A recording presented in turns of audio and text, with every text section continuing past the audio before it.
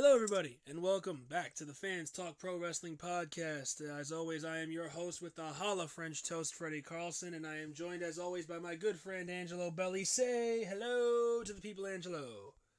Hello, everyone. And Welcome. today we are back for another special edition of the podcast. What episode number is this, Angelo? I believe it is episode number 10, special episode that we have planned for today. That's right. We're on our we are on to doing a special fantasy booking edition of the podcast. Angelo and I have been working hard for a while now. I'm booking the WWE Championship and where it will go going forward. So we're going to talk about from right now where we stand, just a couple weeks before Clash of Champions 2020, and all the way through Wrestlemania 37 next April. So a solid 7 months of booking. Angelo, anything special about yours that you'd like to tease before we start? So just a quick spoiler, or a tease, I guess.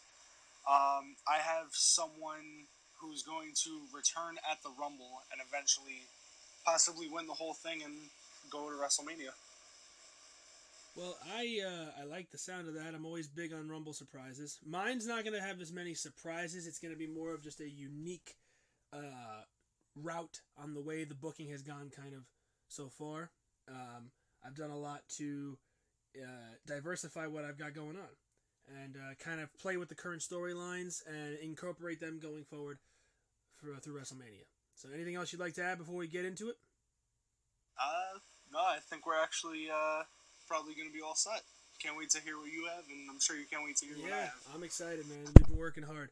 All right, so we're going to do this in this manner. I'm going to go first, and I'm going to run through my fantasy booking entirely, and then Angelo's going to go and do his, and we're going to kind of react to the other person's. We've only given each other a little bit of a tease of what's been going on before we started recording, so this is going to be pretty new to both of us. So, we're going to start with Clash of Champions 2020. The way that I did it was not a lot of in-between on the Raws and the segments, but more of the big overall story that's going to lead pay-per-view to pay-per-view and the premises that go with it. So we're going to start, obviously, Randy Orton versus Drew McIntyre has been confirmed for Clash of Champions for this year. And so I'm going to go right into that. So no build-up. We're just going to get there. Whatever happens, happens. We're going to start there. And right off the bat, Randy Orton is going to beat Drew McIntyre for the WWE Championship at Clash of Champions 2020. In my eyes, that is the best way to go. Randy has been so hot with his gimmick this year. You do not want to waste this opportunity. Drew's been a great champion, don't get me wrong, but he's going to have the opportunity to win so many more world titles over the next few years that I do think that it would be totally fine for him to lose it at this point to a guy as hot as Randy Orton. Also on the same card, and this is important to later, on the Clash of Champions card, Dominic Mysterio and Keith Lee, who is going to take the place of the currently injured Rey Mysterio, will once again face Seth Rollins and Murphy in a tag team match. Now, the importance of this is that Murphy and Rollins are going to lose again. This time, Rollins is going to get pinned instead of Murphy, and Murphy is going to walk away from Rollins. And this is going to further deteriorate the relationship that we've been seeing between Rollins and Murphy. It's been starting to tease in the last week or so that they're going to break up. And the rumors that Rollins is going to kind of take some time off when his child is born later this year. And so I'm going to play into that. But, so yeah, I think that with what we've got here is going to provide a solid foundation. So we're going to go for the next month or so on Raw between Clash of Champions and Hell in a Cell, which takes place in October. Drew McIntyre is going to be a ticked-off SOB. He is going to walk in every single week, and he is going to fight every single person that gets in his way. If Raw Underground is still a thing, I think the first step is for him to go on there and just obliterate some jobbers. Then he's going to come through on Raw. He's going to take out guys like, I think, Dolph Ziggler, Andrade, Angel Garza. Just absolutely destroy them. Give them no chance. And then on the go-home show, he's gonna get his rematch at Hell in a Cell in the Hell in a Cell match. And on the go-home show for that pay-per-view, he's gonna claymore Randy Orton 3 straight times in the head. Just take him out. So we get to Hell in a Cell. As I said, a Hell in a Cell match for the WWE title. Randy Orton defending against Drew McIntyre. This booking decision is important because it's going to lead into McIntyre's future and as well as the direction of the championship. Randy Orton is going to retain because of interference from the group that you and I both hate, Angelo, Retribution. Angelo, what is your opinion on Retribution to kind of, just take a quick interlude? My opinion is, I think that right now they look like they're very dominant, but at the same time, it's just the way that they're doing stuff. It just ticks me off so much because they're just attacking and leaving. I mean, we have yet to see who are behind the masks, so I mean the suspense is really what gets me. The suspense, and I'm losing suspense. I'm not gonna lie to you. But my booking is actually going to make them kind of important, and we're going to actually learn who some of these guys are. So Orton retains the title. McIntyre loses because of Retribution. There's no alliance between Orton and Retribution. The fact of the matter is that they want to take out McIntyre, and Orton is the one reaping the benefits right here, right now.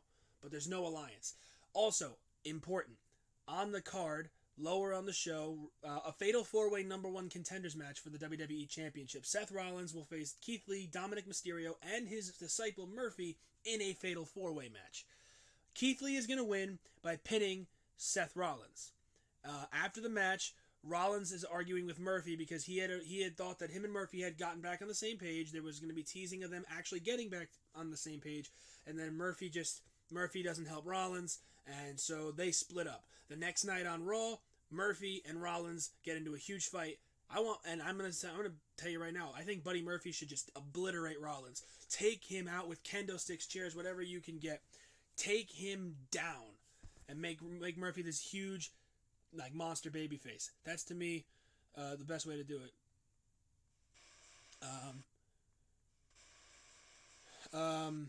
So yeah, Keith Lee wins the number one contenders match and he'll face Randy Orton after Survivor Series. So that's the thing, is that the match is not going to happen right away. Keith Lee is going to end up facing Randy Orton in the future, but right now Raw is intent on being on the same page for the brand warfare of Survivor Series. Keith Lee is going to be named the team captain for Monday Night Raw because of his success in the first few months, while Randy Orton is booked to face Roman Reigns and my really hopeful to be NXT champion Finn Balor in a triple threat match. Orton, Balor, and Reigns, I would pay good money to watch those guys wrestle on any given day. So the thing is going to be that Orton and Lee continue to cut promos and have segments with each other that build up to their eventual match, but also show their disdain for each other and the fact that they don't want to work together. In fact, on one episode of Raw, I'm going to want to see Shinsuke Nakamura and Cesaro, the SmackDown Tag Team Champions, come in for an invasion angle, which we all know is going to happen with Survivor Series, as it does every year the last few years. And Orton and Lee will be begrudgingly forced to team together to face Nakamura and Cesaro. They will win, but it will be, again, very begrudgingly because, these guys are going to face off for the title in just a couple of weeks. So we get to Survivor Series, and remember, Drew McIntyre has been on a warpath trying to figure out who these members of Retribution are. We've already seen the little seeds planted for that in real life a couple weeks ago, right before SummerSlam. But I see McIntyre. He's going to try and find out, but he has to divert his attention because Keith Lee picked him to be the first member of his team. And McIntyre said, I'll do it because you're my friend. And so Team Raw is Keith Lee, Drew McIntyre, Dominic Mysterio, Murphy, and Apollo Crews. So what'll happen is Murphy, Mysterio, and Lee will be your sole survivors. These are three young guys who you're trying to build up, and I want them to be your sole survivors. Team Raw wins the match this year. Obviously, I'm hoping for a really solid showing from both NXT and SmackDown. That match has a lot of potential every year if you put the right names in there. What happens, though, again, is Retribution causes McIntyre to be eliminated. They take him out of the ring, and when the referee is turned around, McIntyre gets counted out, and he's eliminated because of Retribution. So now they've cost McIntyre a second time in 2 straight months.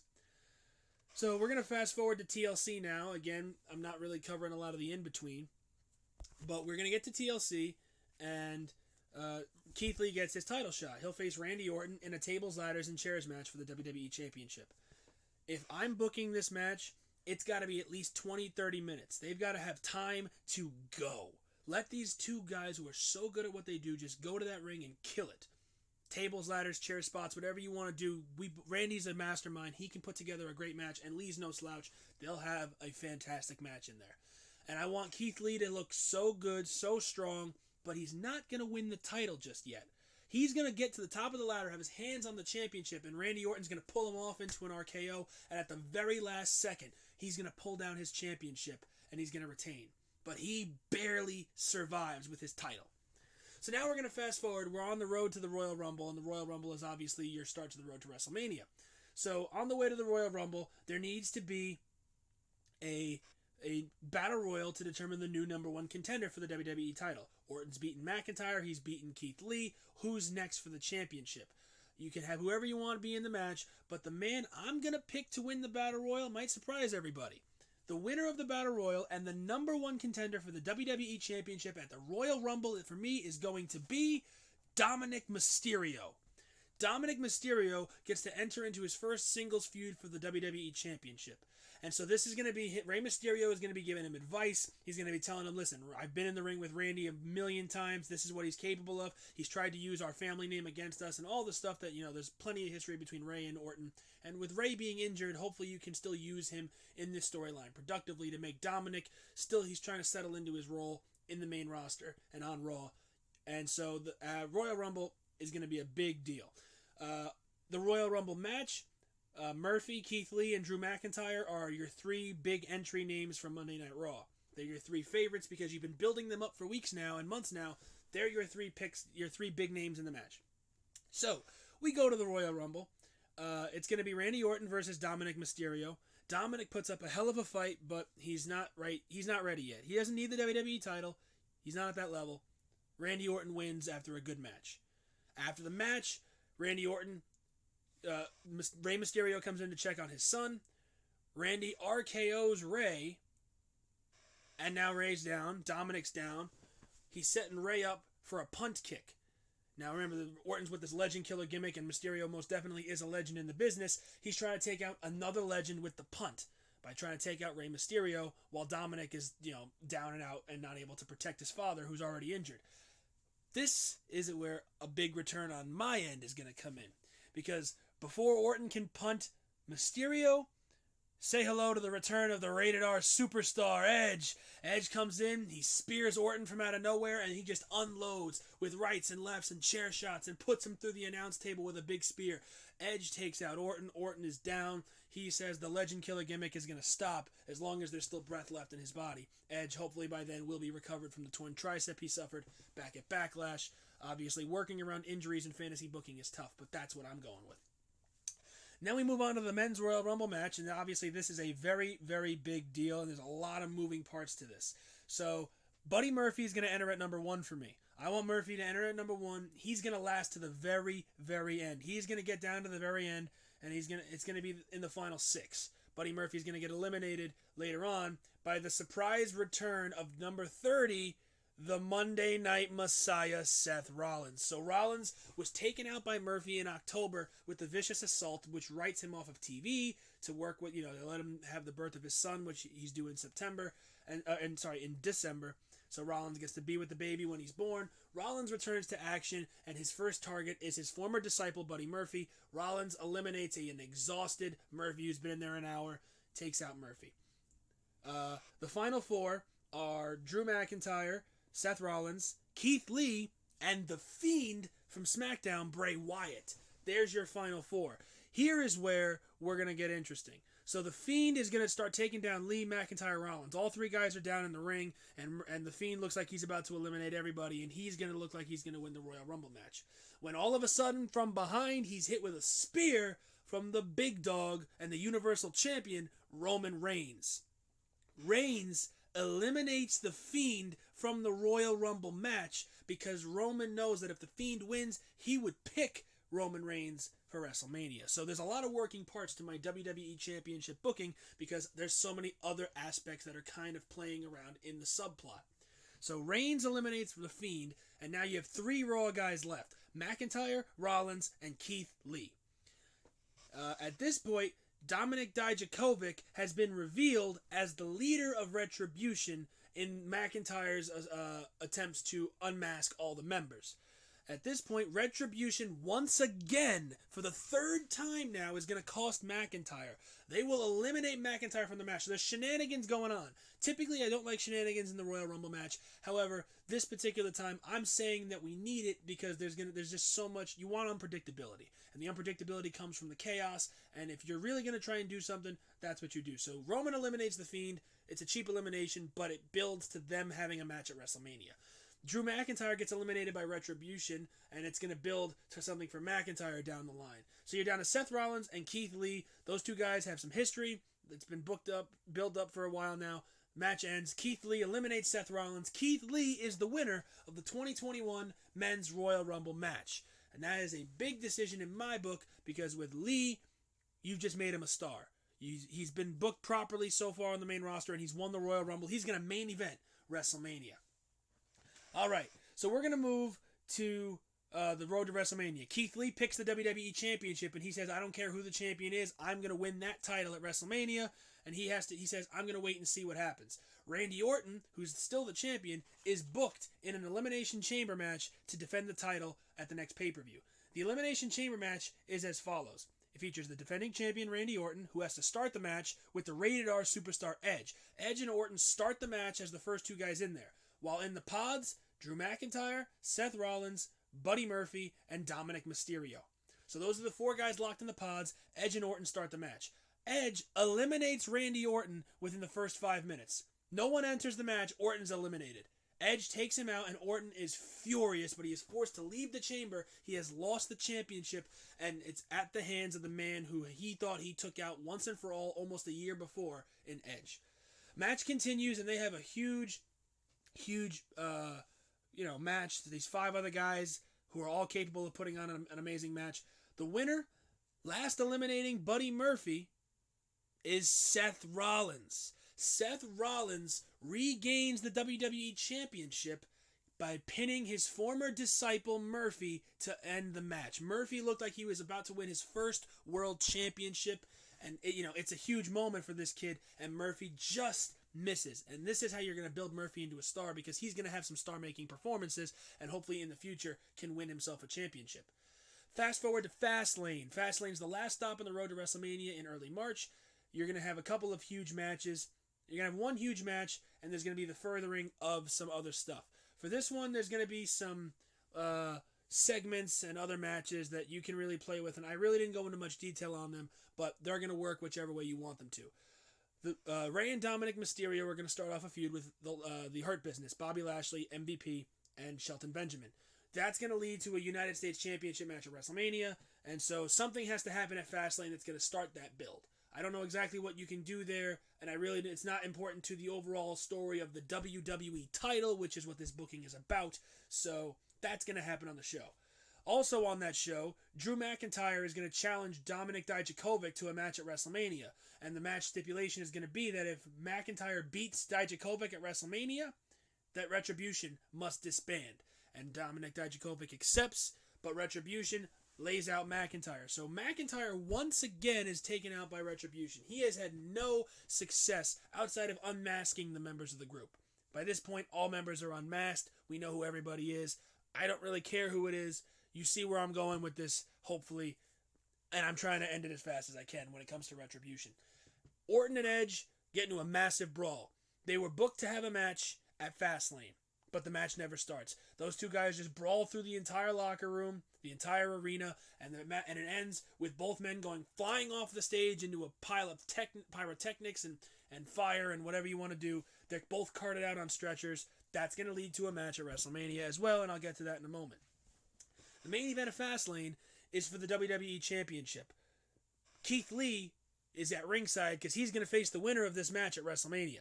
Seth Rollins is going to defend the new championship he just won against his former disciple, Buddy Murphy, one-on-one in the main event of Fastlane. Again, 25-30 minutes. Let them go. These two guys can do it. You know it. We all know it. 25 minutes. Let them kill it. Rollins is going to win by the skin of his teeth. Murphy, again, has made himself a star by his performance in the Chamber, and then again here against Seth Rollins. And so, WrestleMania is set. Seth Rollins, who is the last man eliminated in the Royal Rumble match, will defend the title against the man who eliminated him, Keith Lee. And so here's WrestleMania. The lower card, Drew McIntyre versus Dominik Dijakovic. McIntyre wins, and you end this godforsaken Retribution stuff, and that's the end of that. No, sorry, I hate Retribution. I think that this gimmick is stupid. They had me for a couple of seconds, and they've ruined it. So I'm trying to make the most out of it, but end it as soon as I can. End it at WrestleMania with a good match that I'm sure could come from McIntyre versus Dijakovic. Let them have some time. They'll do just fine. Also on the card, I mentioned The Fiend and Roman Reigns. They'll have their match. There'll be plenty of other stuff that I'm not, I didn't book the whole show. But the United States title will be on the line. We're trying to wrap up. There's been a lot of moving characters throughout this. And if you notice, it's been the same basic characters and superstars throughout this whole premise. Because Raw and the WWE title scene is going to be surrounded by these same guys who are all hungry and all striving for that title. So I want to kind of wrap up their story. Dominic Mysterio has a United States Championship match against Bobby Lashley, and Mysterio gets his moment. Dominic Mysterio beats Bobby Lashley, the ultimate underdog story.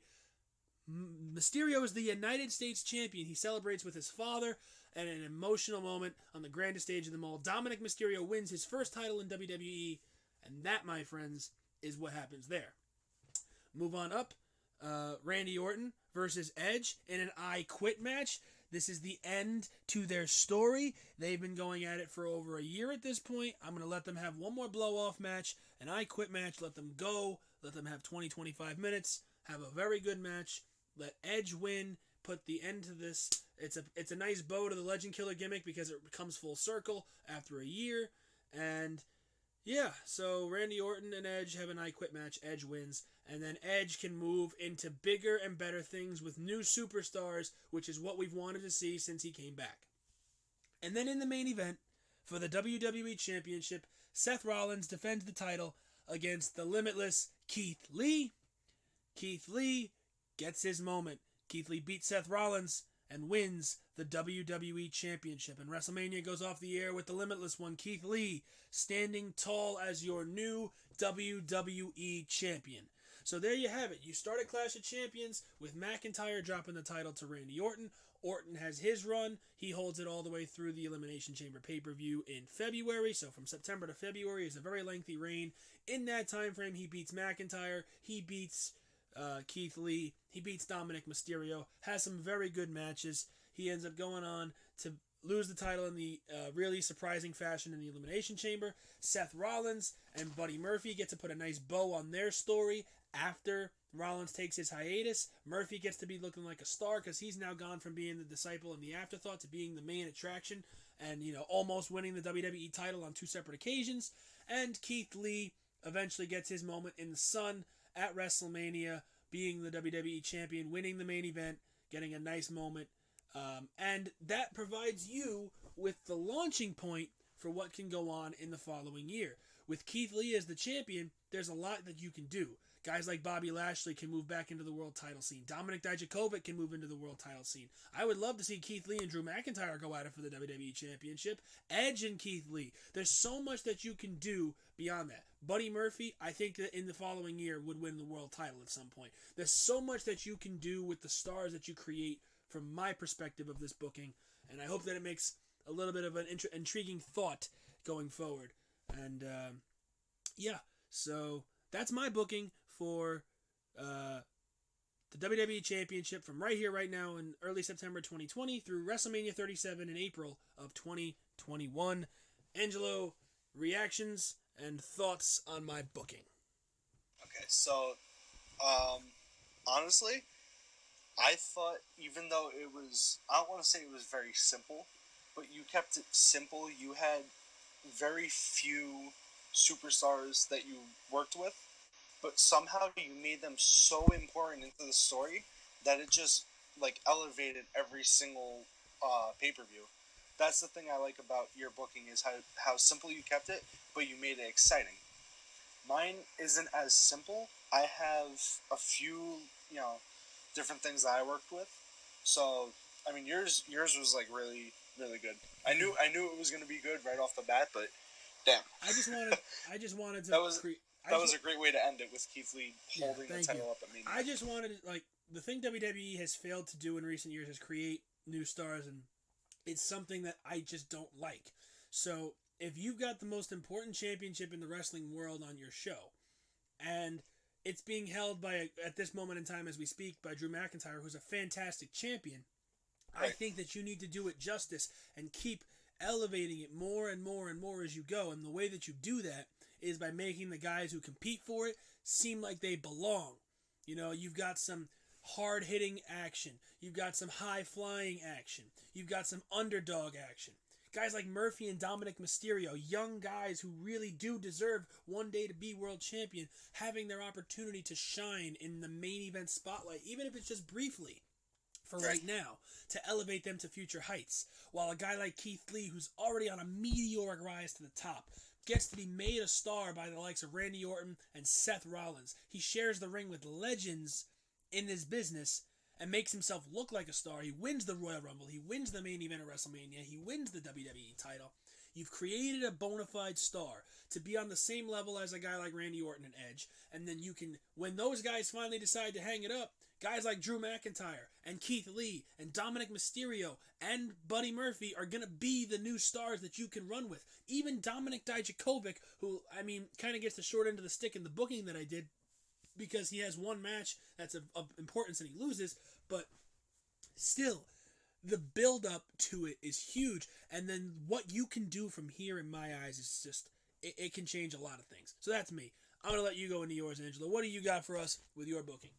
Alright, so much like you, I started off right off the bat, Clash of Champions. Randy Orton wins the WWE Championship from McIntyre after an RKO and 2 punches to the head.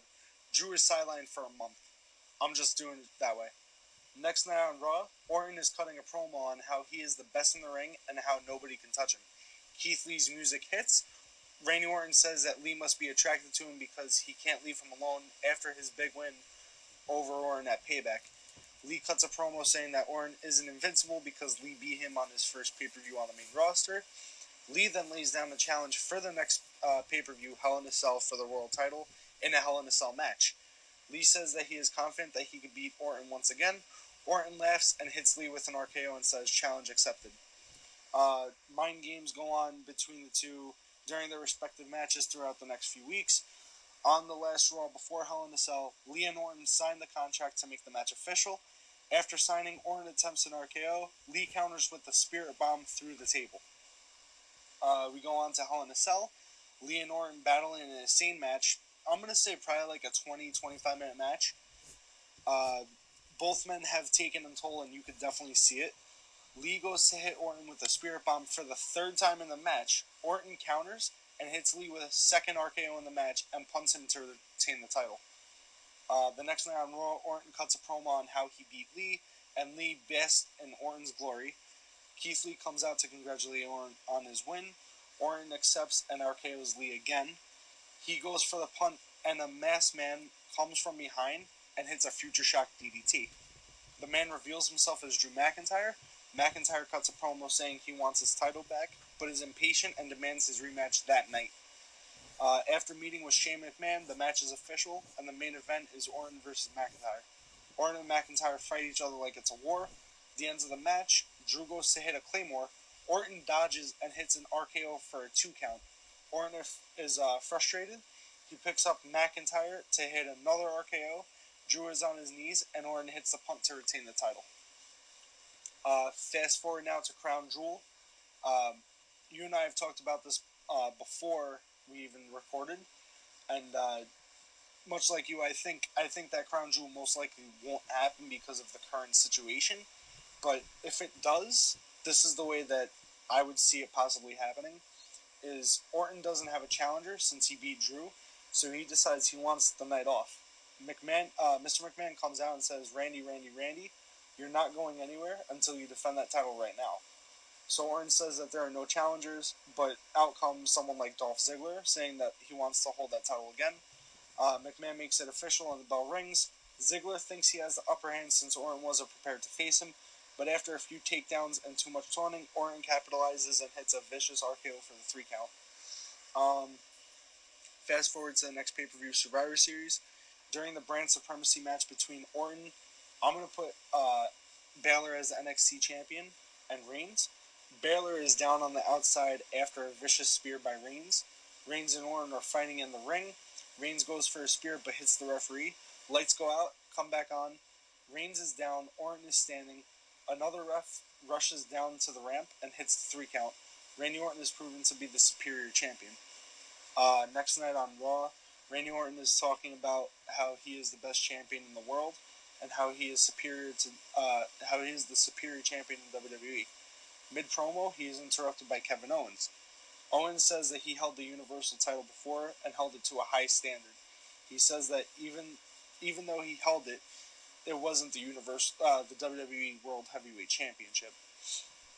So he said he wants to challenge Orton next and see if he could take out Kevin Owens in a TLC match. Orton accepts the challenge and leaves the ring.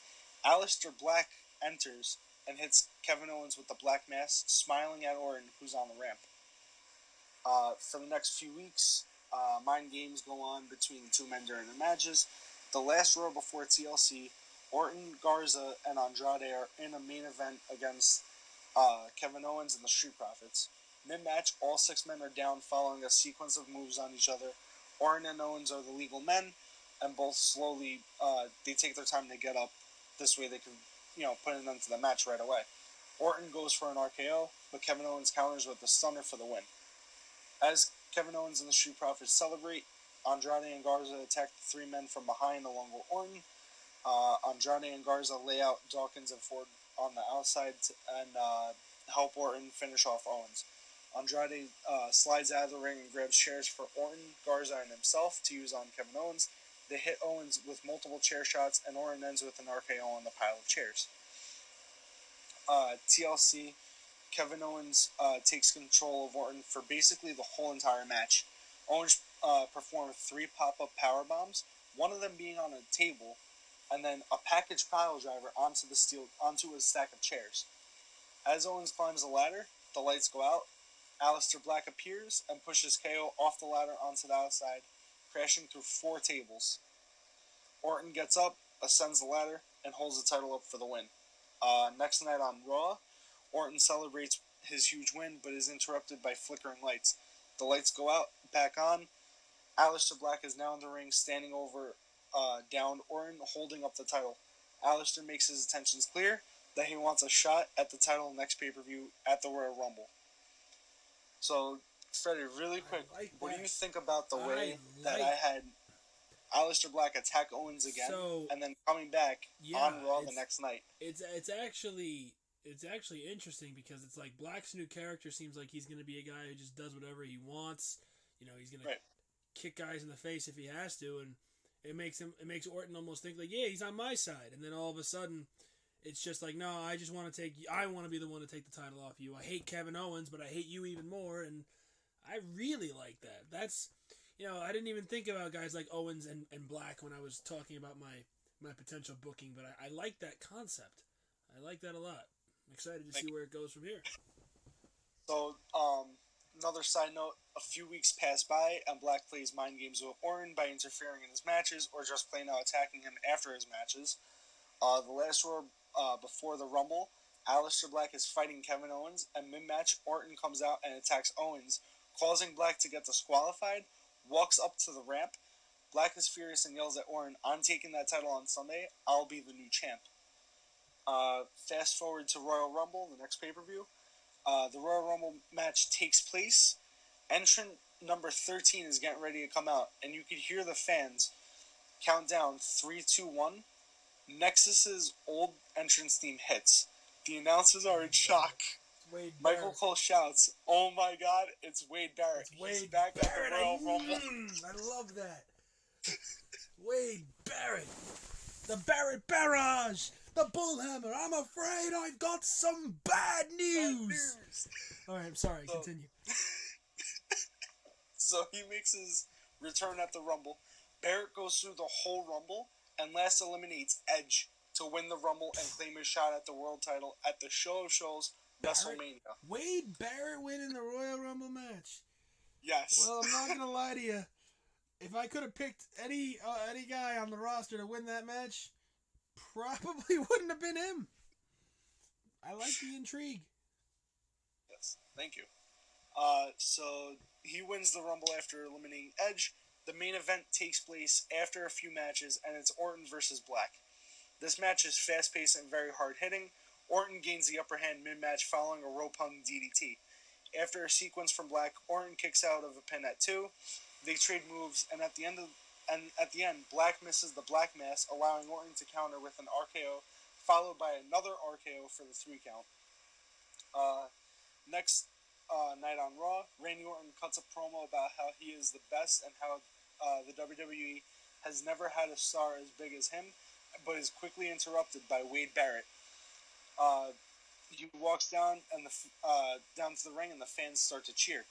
Wade enters the ring and says, "Randy, listen, I know how great of a star you are, but you're not as good as you think you are. You see, I came back last night and won the Rumble from the 13th spot. Now I have a shot at that title on your shoulder. And come WrestleMania, I promise you, I'm going to take that title home with me and leaving you in the wasteland." Randy laughs and points at the sign and says, "I'll see you there, bring your A game," and leaves the ring.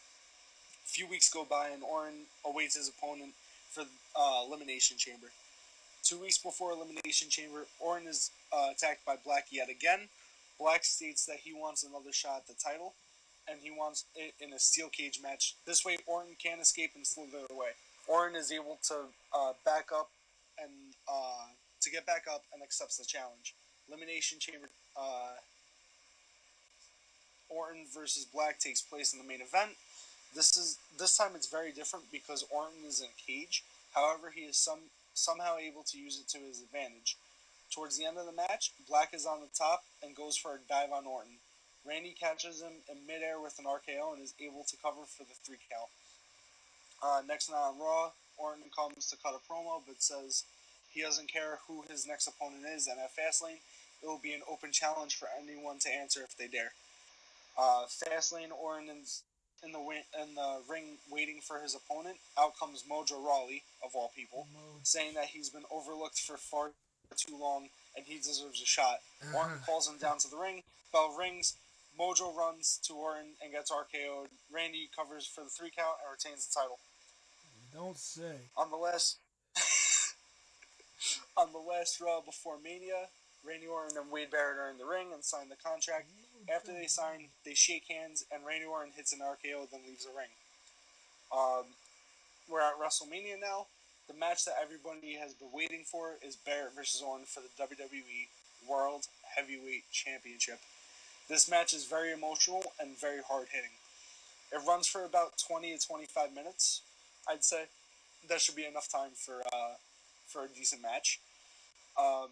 It's filled with a lot of counter after counter action. Finally, at the end, Randy goes for his 4th RKO in the match, but Barrett ducks and hits his 3rd bullhammer of the night. Acts like he's going for the cover, hits Orton for the Wasteland Slam for the win. 1, 2, 3, new champion crowned, WrestleMania 37. Well, I will say this: I did not expect some of those guys, man. The Wade Barrett one I really do like. I like the concept. By all means, more of that, please. But if I had one thing, I don't know about that Mojo thing, man. Mojo, I get it. You know, Orton's cocky, and you're just really trying to, you know, the big money match is Wade Barrett at WrestleMania. But even still, you know, it's okay.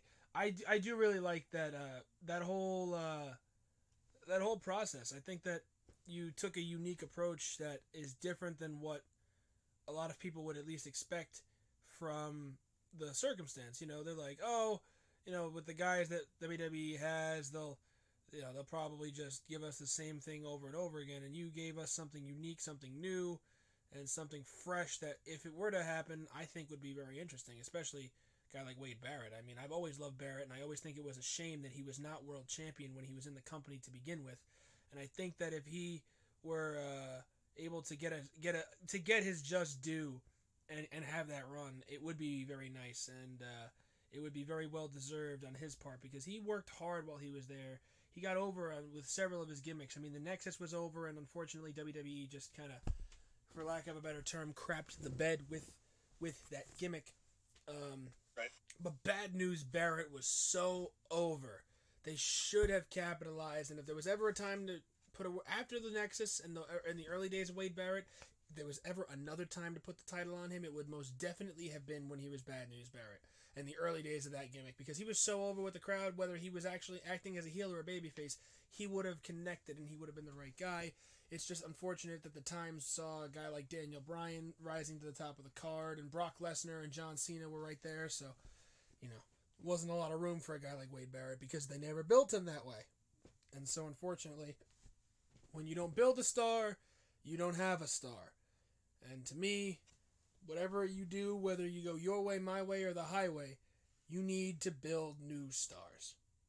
And that's the only way the future stands any chance. Exactly, without a doubt. And, the real reason why I picked Barrett to win was because I remember me and you talked about our favorite mid-card stars, and, it was just, I feel like personally, I liked Barrett when he was the Intercontinental Champion. He just held that title to a certain standard. So, also hearing about how he was supposed to win the Money in the Bank and eventually win the world title, but then those plans got scrapped. I feel like he was screwed so many times that this would have been redemption. Yeah, absolutely. Guys like him and Cody Rhodes are two guys who really had future world champion written all over them and absolutely should have been in the WWE because of their talent and because of the ability to connect with the crowd, especially Wade with the Bad News Barrett gimmick. That gimmick got so over. It's like you don't naturally see so many gimmicks get over. Like, I'm not talking superstars and superstars characters, because if you look at a guy like Daniel Bryan, his character got over. But the gimmick of being a guy who comes out on a gavel and this ridiculously tall podium to slam the gavel and say, "I'm afraid I've got some bad news." Well, it's stupid on paper, but he made it hilarious. He made it entertaining. And if you can do that, and you catch my attention and the attention of the fans, that should be rewarded. And he should have been so much more than just the Intercontinental Champion. And it's so unfortunate that he never was. So if he were to ever get something like that, to redeem that run and have his just due, I think that would be absolutely 110% well-deserved, and he should have that opportunity. While I don't necessarily believe that it would be the most likely of scenarios, I think that it would be a very entertaining one, and one that would absolutely pique my interest if it were to happen.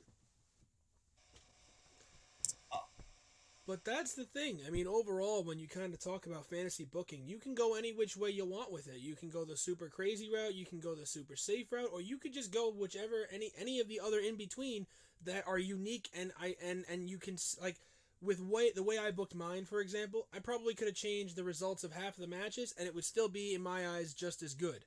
I think this is, or maybe not just as good, but like a step below. I think this is by far the best product that I think WWE can put out with the current guys that they have, without really straying too far into the unknown with a guy like Wade Barrett.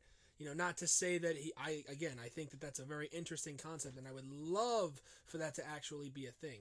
But with the guys that they have right now, and if you want to work with just that and the current, like, top of the card, those are your choices.